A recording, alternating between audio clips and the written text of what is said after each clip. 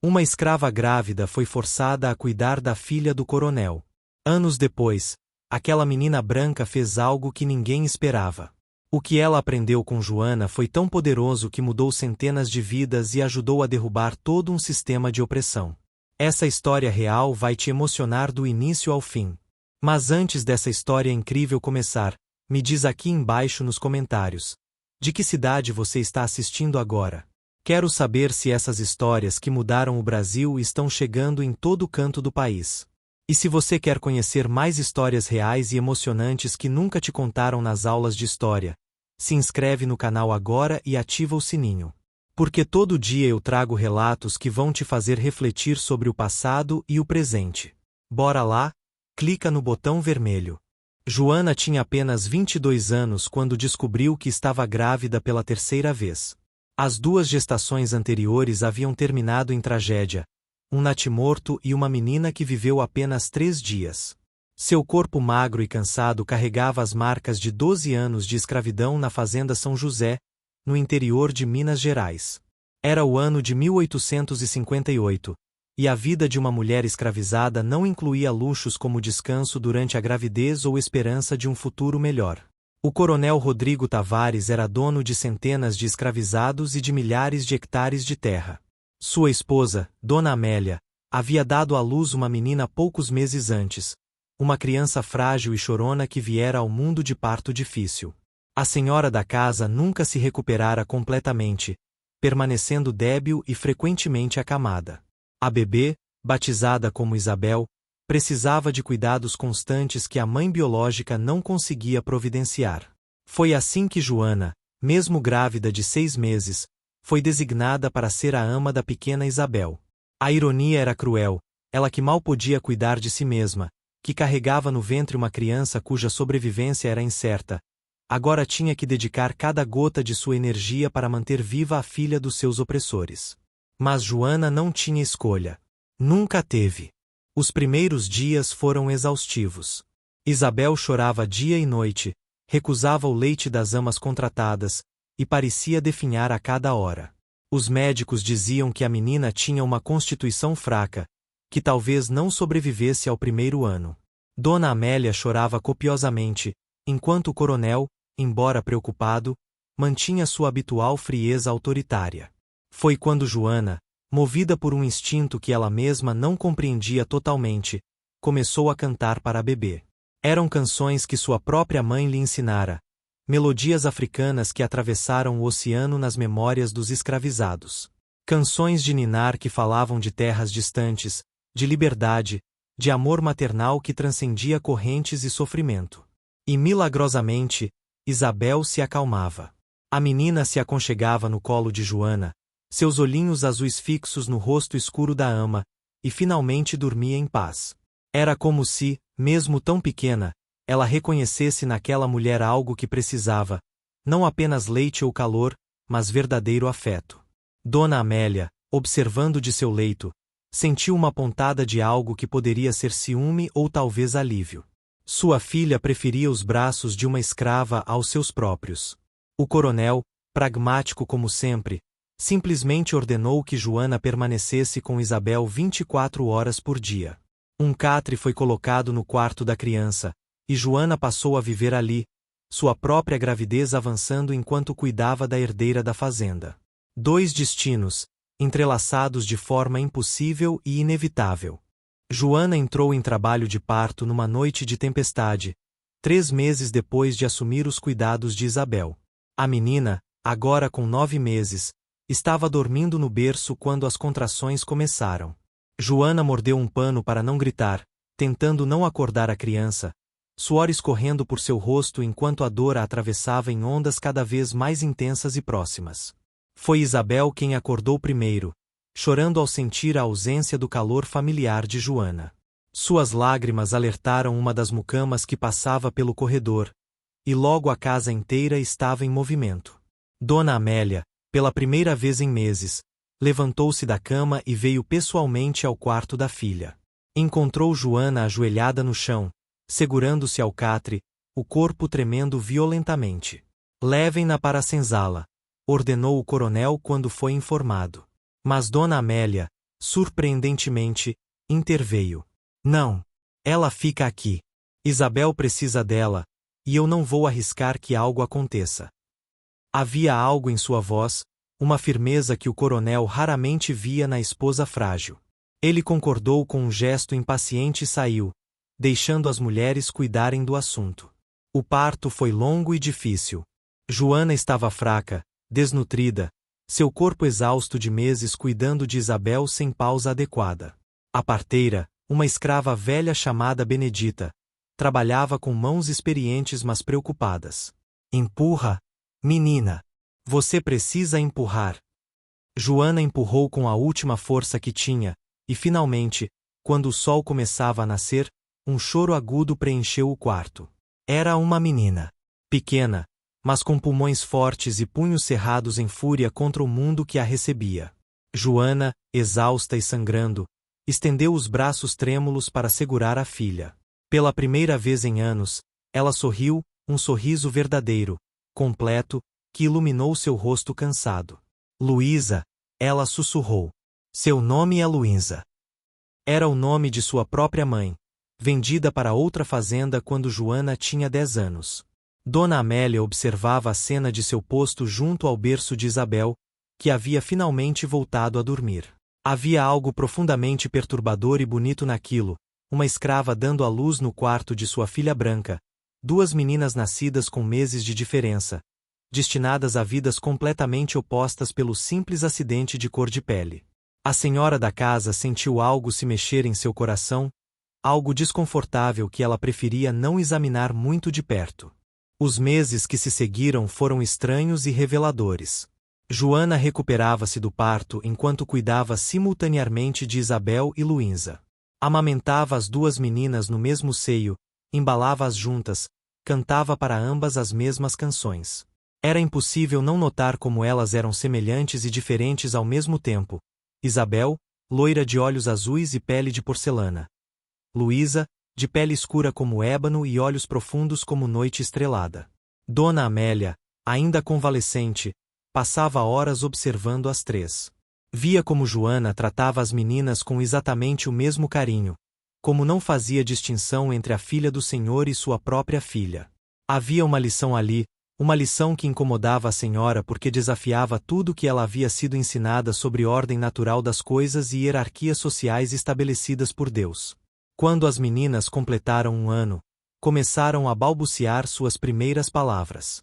E ambas, para espanto e ligeira irritação do coronel, chamaram Joana de mamãe primeiro. Isabel estendia os bracinhos para Joana quando acordava, chorava quando a ama se afastava.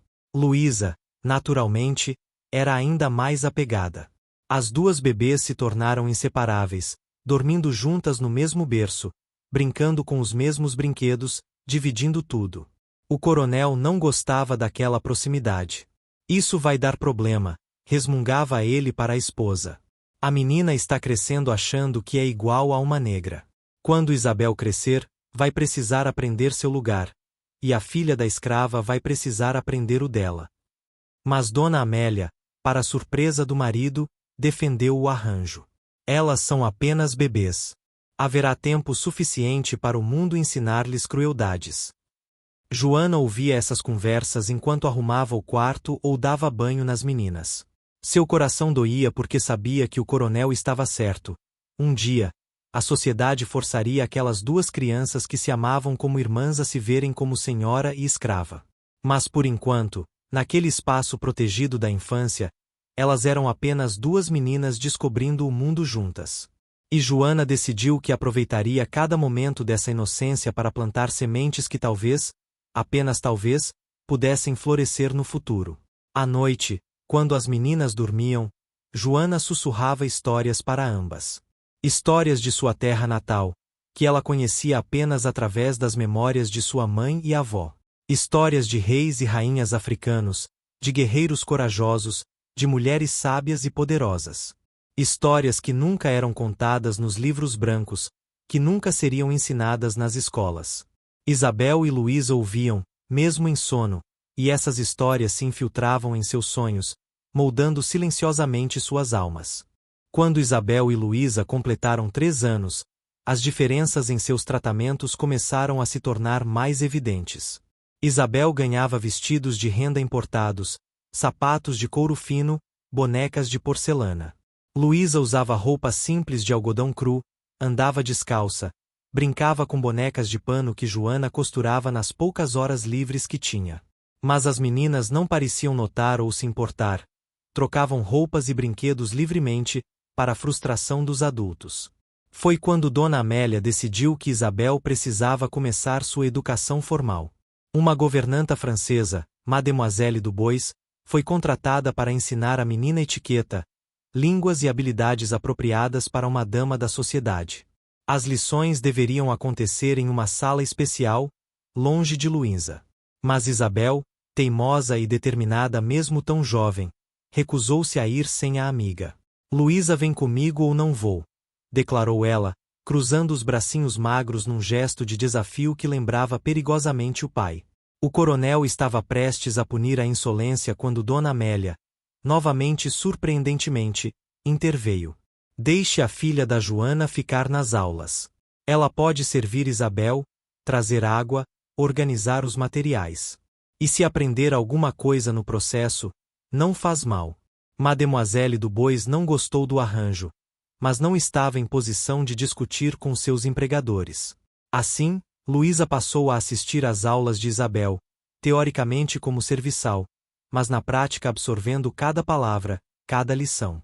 E revelou-se ter uma mente extraordinariamente afiada.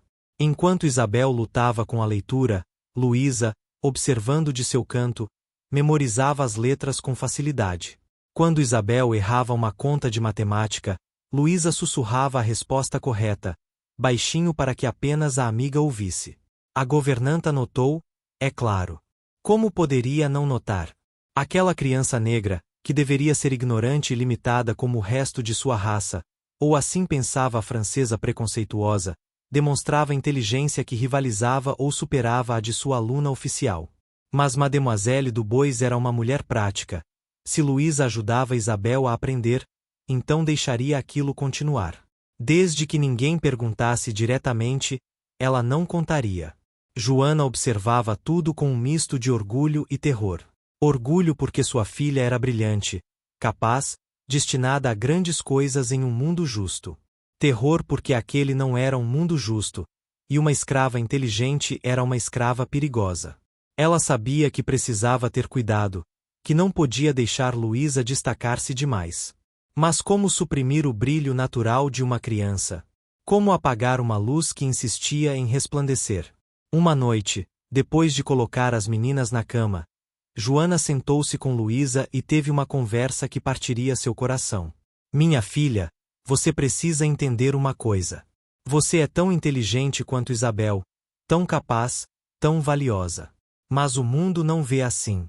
E você precisa ser cuidadosa, precisa ser esperta não apenas nos estudos, mas na vida. Aprenda tudo o que puder, mas não deixe que vejam o quanto você sabe. Guarde esse conhecimento como tesouro escondido, para usar no momento certo. Luísa, com seus grandes olhos atentos, assentiu seriamente, entendendo mais do que uma criança de 3 anos deveria precisar entender. Aos 6 anos, Isabel e Luísa haviam desenvolvido uma linguagem própria, um sistema de sinais e olhares que só elas compreendiam. Eram cúmplices em tudo, travessuras, segredos, sonhos. Isabel, criada com todos os privilégios mas também com todas as expectativas sufocantes de sua classe, invejava a liberdade relativa de Luísa para correr descalça, para se sujar, para ser criança sem precisar ser perfeita. Luísa, por sua vez, maravilhava-se com os livros de Isabel, com as histórias de terras distantes, com o conhecimento que estava sendo negado a ela por direito de nascimento. Foi Isabel quem teve a ideia. Uma noite, depois que todos haviam dormido, ela sacudiu Luísa acordada. Vamos fazer um juramento, sussurrou ela, seus olhos azuis brilhando na penumbra. Vamos prometer que sempre seremos amigas, não importa o que os adultos digam. Que vamos nos proteger uma à outra. Para sempre. Luísa, tocada pela sinceridade e amor em sua amiga, concordou imediatamente. As duas meninas cortaram os dedos com um alfinete de Isabel, misturaram seu sangue, e fizeram seu juramento solene. Não entendiam completamente o que aquilo significava, não podiam prever as consequências futuras daquele pacto infantil. Mas ali, naquele momento, elas eram simplesmente duas crianças que se amavam, tentando construir uma ponte sobre o abismo que a sociedade insistia em cavar entre elas. Joana descobriu o pacto alguns dias depois, quando notou o pequeno corte no dedo de Luísa. Quando a filha contou o que haviam feito, Joana sentiu lágrimas brotarem em seus olhos. Eram lágrimas de alegria pela pureza daquele amor, de tristeza pela inevitável dor que viria, de medo pelas complicações futuras.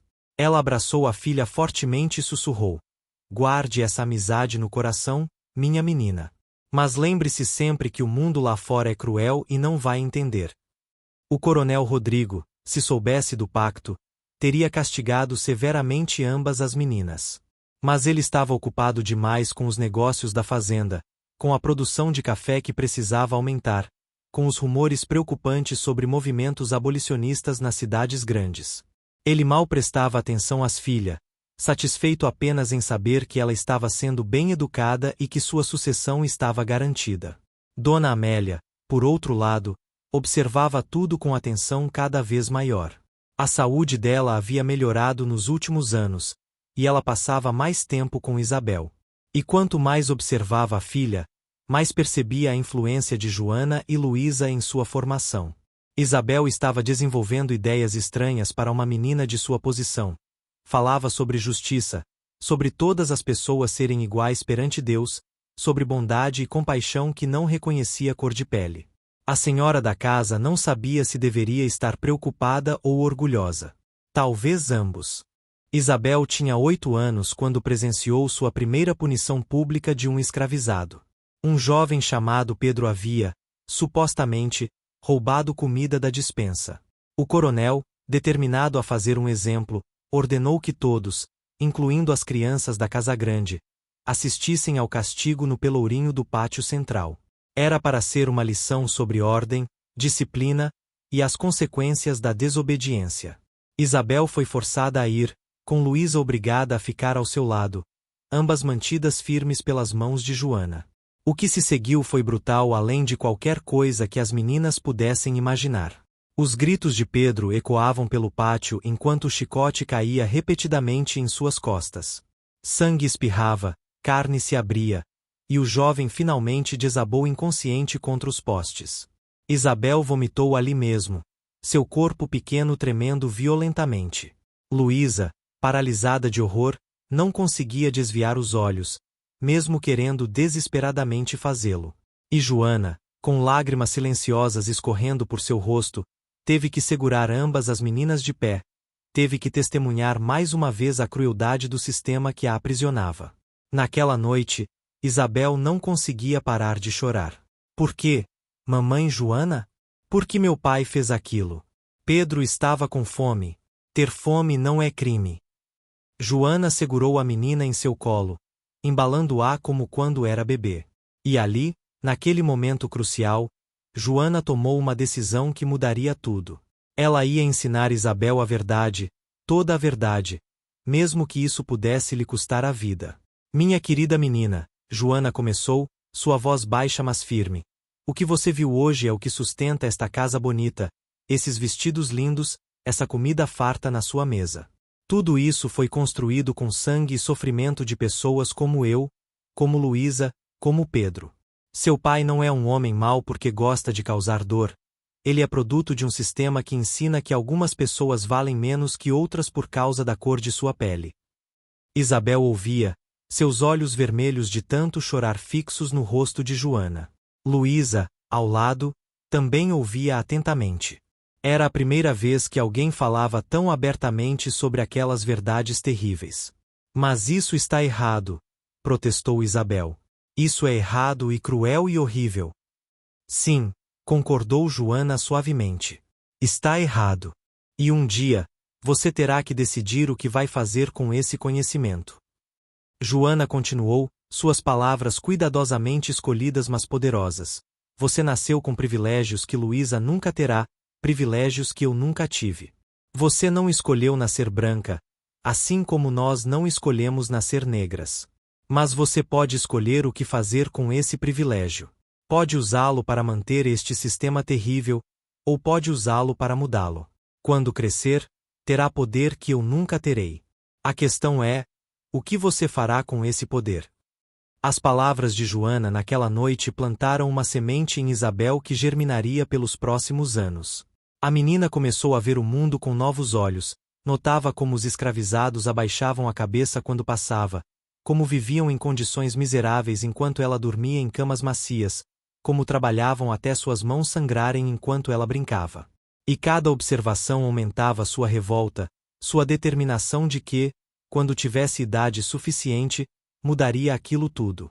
Os anos passaram e as meninas cresceram juntas, apesar de todos os esforços para separá-las. Isabel, aos 12 anos, havia se tornado uma adolescente de ideias firmes e temperamento forte. Ela frustrava constantemente seus pais com sua recusa em aceitar as normas sociais. Insistia em tratar os escravizados com respeito, aprendia seus nomes, interessava-se por suas histórias. O coronel atribuía essas excentricidades à influência excessiva de Joana e planejava, em breve, vender a escrava e sua filha para outra fazenda. Luísa, também com 12 anos, havia se tornado uma jovem de beleza impressionante e inteligência ainda mais notável. Ela lia tudo o que conseguia, aprendia secretamente tudo o que podia. Joana havia ensinado não apenas leitura e escrita, mas também sobre dignidade, sobre resistência silenciosa, sobre como sobreviver mantendo a alma intacta em um sistema projetado para destruir sua humanidade. Isabel descobriu os planos do pai por acidente, ouvindo uma conversa entre ele e um traficante de escravos visitante. Ele planejava vender Joana e Luísa para uma fazenda no Rio de Janeiro dentro de um mês. Minha filha está muito apegada, o coronel explicava.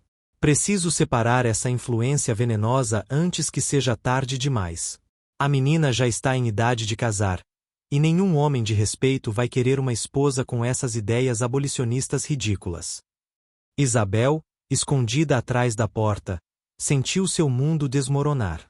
Perder Joana e Luísa seria como perder partes de si mesma.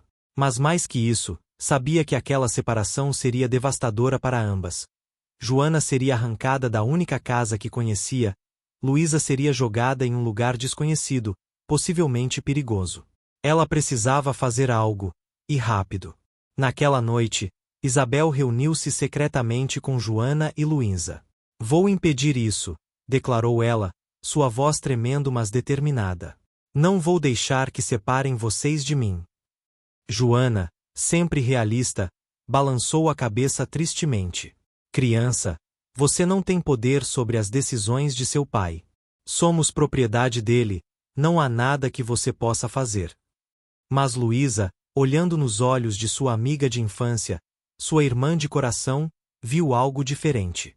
Viu determinação, coragem e um plano se formando. Isabel explicou sua ideia. Ela iria chantagear o pai. Havia descoberto, em suas explorações da casa, documentos comprometedores, evidências de que o coronel estava desviando fundos da igreja, mentindo nos impostos, envolvido em negócios ilícitos. Se ele vendesse Joana e Luísa, Isabel ameaçaria expor tudo. Vai destruir a reputação dele na sociedade, ela disse. E para um homem como meu pai, reputação é tudo. Era um plano arriscado, perigoso, que poderia resultar em castigo severo para Isabel e consequências ainda piores para Joana e Luísa. Mas era também sua única chance. Joana, lágrimas nos olhos, segurou o rosto de Isabel entre suas mãos. Você se tornou uma mulher corajosa e boa. Mas precisa entender, não importa o que aconteça, você nos deu algo precioso. Você nos deu esperança de que o mundo pode mudar, de que pode haver pessoas brancas com consciência e coração. Isso já é mais do que eu jamais sonhei. Isabel escolheu o dia do grande jantar beneficente que seus pais organizavam anualmente para confrontar o pai. A casa estava cheia de figuras importantes da região, juízes, fazendeiros, comerciantes ricos, até um representante do governo provincial. Era a ocasião perfeita, porque o coronel não poderia arriscar um escândalo em público. Ela esperou até o jantar estar em pleno andamento, até que todos estivessem relaxados com vinho e conversas animadas. Então, quando seu pai estava brindando com os convidados, Isabel ficou de pé. Pai, preciso falar com o senhor. Agora. Em particular. Algo em seu tom fez o coronel parar. Ele viu determinação no rosto da filha, uma resolução que o fez lembrar de si mesmo, e isso o intrigou e irritou simultaneamente. No escritório, com a porta fechada, Isabel colocou os documentos na mesa. Eu sei sobre os desvios da igreja. Sei sobre os impostos falsos.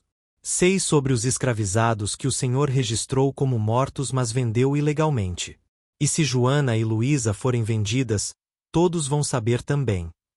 O rosto do coronel ficou vermelho, depois branco. Ele nunca havia sido desafiado assim, muito menos pela própria filha. Você não se atreveria, ele rosnou, mas havia incerteza em sua voz. Isabel deu um passo à frente, sem medo.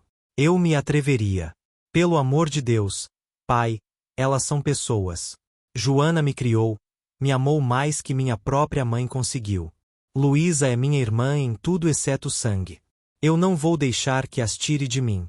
E se tenho que destruir o Senhor para salvá-las, eu farei.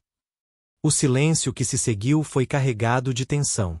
O coronel olhava para a filha como se a estivesse vendo pela primeira vez. Ali estava uma mulher, não mais uma criança, uma mulher com convicções tão fortes que estava disposta a trair a própria família por elas. Parte dele estava furioso. Parte dele estava orgulhoso? Era uma emoção confusa que ele não queria examinar. Você não entende como o mundo funciona, ele finalmente disse, sua voz baixa e perigosa. Você acha que é simples, preto e branco, certo e errado. Mas não é. Tudo que temos, tudo que somos, foi construído sobre este sistema. Sem ele, seríamos nada. Isabel balançou a cabeça. Prefiro ser nada do que ser algo construído sobre sofrimento alheio. E mais cedo ou mais tarde, pai, este sistema vai acabar. A escravidão tem os dias contados. A questão é, quando acabar, o Senhor quer ser lembrado como um dos monstros ou como alguém que teve a coragem de mudar? O coronel não respondeu imediatamente. Ele se virou para a janela, olhando para as terras que controlava, para o império que construíra. E pela primeira vez em muitos anos, permitiu-se questionar se tudo aquilo valia o preço que outros pagavam. Elas ficam, ele finalmente disse, sua voz cansada. Mas você cumprirá seus deveres sociais. Vai se casar com quem eu escolher, vai manter as aparências. Esse é o preço da sua vitória. Isabel assentiu, sabendo que havia ganhado a batalha mas não a guerra. Concordo. Mas com uma condição adicional. Quando eu me casar e sair desta casa, Joana e Luísa vêm comigo. Não como escravas, mas como mulheres livres. O Senhor vai dar-lhes cartas de alforria que deixará comigo, datadas para o dia do meu casamento. O coronel, surpreendentemente, concordou. Talvez estivesse cansado de lutar. Talvez a filha tivesse tocado em algo dentro dele que ele pensava estar morto há muito tempo. 3 anos depois, Isabel casou-se com um jovem advogado de São Paulo chamado Eduardo. Ele não era a escolha ideal do coronel, muito liberal, muito educado, muito simpatizante de causas abolicionistas, mas era de boa família e tinha futuro promissor. O que o coronel não sabia era que Isabel havia escolhido Eduardo precisamente porque ele compartilhava suas convicções. No dia do casamento, antes da cerimônia, Isabel chamou Joana e Luísa para seu quarto. Com mãos trêmulas mas sorridentes, ela lhes entregou 2 documentos, cartas de alforria, devidamente registradas e legalizadas. Vocês são livres, ela disse, lágrimas escorrendo por seu rosto. Finalmente, depois de tanto tempo, vocês são livres. Joana, agora com 42 anos, leu e releu o documento, não acreditando no que via. Depois de 3 décadas de escravidão, de sofrimento, de viver como propriedade de outros, ela era finalmente dona de si mesma. Ela caiu de joelhos, soluçando, e Isabel ajoelhou-se ao seu lado, abraçando-a fortemente. Obrigada, mamãe Joana. Por tudo. Por me criar, por me ensinar, por me fazer a pessoa que sou. Luísa, aos 15 anos, segurava sua carta de alforria como se fosse o tesouro mais precioso do mundo. Ela nascerá escrava, crescerá esperando viver e morrer como propriedade. Mas ali, naquele pedaço de papel, estava sua humanidade reconhecida, sua liberdade garantida. Ela olhou para Isabel, sua amiga de toda a vida, sua irmã de coração, e viu nela tudo o que há de melhor na humanidade: a coragem de se posicionar contra a injustiça, mesmo quando vem de sua própria família. As 3 mulheres mudarão-se para São Paulo com Eduardo. Ali, Isabel e seu marido fundaram uma escola para crianças negras livres e escravizadas fugidas. Joana tornou-se professora, ensinando não apenas leitura e escrita, mas também dignidade e orgulho de suas raízes africanas. Luísa, revelando-se uma estudante brilhante, continuou seus estudos e tornou-se uma das primeiras mulheres negras escritoras do Brasil, publicando artigos apaixonados sobre abolição e direitos humanos. A escola cresceu e prosperou. Centenas de crianças passaram por seus portões, aprendendo não apenas habilidades acadêmicas, mas também sobre justiça, igualdade e resistência. Isabel usou toda a sua influência social e a fortuna que herdou do pai, que morreu 5 anos após seu casamento, levando seus arrependimentos não ditos para o túmulo, para financiar a causa abolicionista. Quando a Lei Áurea foi finalmente assinada em 1888, Isabel, Joana e Luísa estavam juntas na multidão que celebrava nas ruas de São Paulo. Joana tinha 72 anos, seu cabelo completamente branco, seu corpo curvado pelos anos de trabalho duro. Mas seus olhos brilhavam com uma alegria que ela nunca pensou que viveria para ver. Luísa, aos 45 anos, segurava a mão da mãe, lágrimas de felicidade escorrendo por seu rosto. E Isabel, aos 51 anos, abraçava ambas, seu coração transbordando de gratidão. Nós fizemos isso, sussurrou Isabel. Juntas, nós ajudamos a fazer isso acontecer. Joana balançou a cabeça, sorrindo através das lágrimas. Não, minha menina. Você fez isso. Você escolheu ser diferente, escolheu lutar, escolheu usar seu privilégio para o bem. Eu apenas plantei a semente. Você a regou e a fez crescer. Mas Luísa discordou suavemente. Mamãe, você fez muito mais que plantar uma semente. Você ensinou Isabel a mais importante de todas as lições, que somos todos igualmente humanos, igualmente dignos de amor e respeito. Sem você, sem essa lição fundamental, nada disso teria acontecido. Você mudou o curso de uma vida, e essa vida mudou muitas outras. Anos depois, quando Joana faleceu aos 83 anos, cercada por Isabel, Luísa e dezenas de ex-alunos cujas vidas ela havia tocado, suas últimas palavras foram de gratidão. Vivi para ver minha filha livre. Vivi para ver minha aluna se tornar uma guerreira da justiça. Vivi para ver o fim da escravidão. Morrer agora é fácil, porque minha vida teve propósito. Ensinei amor onde havia ódio, e esse amor mudou o mundo. Isabel e Luísa choraram juntas sobre o corpo da mulher que as criará, que as moldara, que lhes ensinara que a revolução mais poderosa começa no coração. E guardaram suas lições para sempre, passando-as adiante para as próximas gerações. A história de Joana, Isabel e Luísa tornou-se lenda na comunidade. Décadas depois, quando os netos de Luísa perguntavam sobre aqueles tempos terríveis, ela contava como uma escrava grávida havia cuidado da filha de seu opressor, como havia ensinado aquela menina privilegiada sobre humanidade e justiça, e como essa simples lição de amor e igualdade havia se transformado em uma força que ajudou a derrubar um sistema inteiro de opressão. O que ela ensinou? As crianças sempre perguntavam. E Luísa respondia: ela ensinou que toda vida tem valor, independente da cor da pele. Ensinou que quem tem privilégio tem responsabilidade de usá-lo para ajudar os outros. Ensinou que o amor verdadeiro não conhece fronteiras de raça ou classe. E mais importante, ensinou que uma pessoa, apenas uma pessoa com coragem e coração, pode mudar o mundo. E essa foi a lição que ninguém jamais esqueceu, que Joana, uma escrava grávida sem poder, sem recursos, sem direitos, Havia mudado tudo simplesmente amando uma criança que não era sua e ensinando-lhe a verdade mais fundamental: que somos todos igualmente humanos, e que reconhecer essa verdade é o primeiro passo para construir um mundo mais justo. O legado de Joana vive até hoje. A escola que Isabel fundou continua operando, agora como uma instituição histórica preservada. Os escritos de Luísa são estudados em universidades como documentos importantes do movimento abolicionista. E a história dessas 3 mulheres extraordinárias, uma escrava que ousou ensinar verdades perigosas, uma menina privilegiada que teve coragem de ouvi-las, e uma jovem negra que transformou sua liberdade em missão de vida, continua inspirando novas gerações a lutar por justiça, igualdade e amor que transcende todas as barreiras.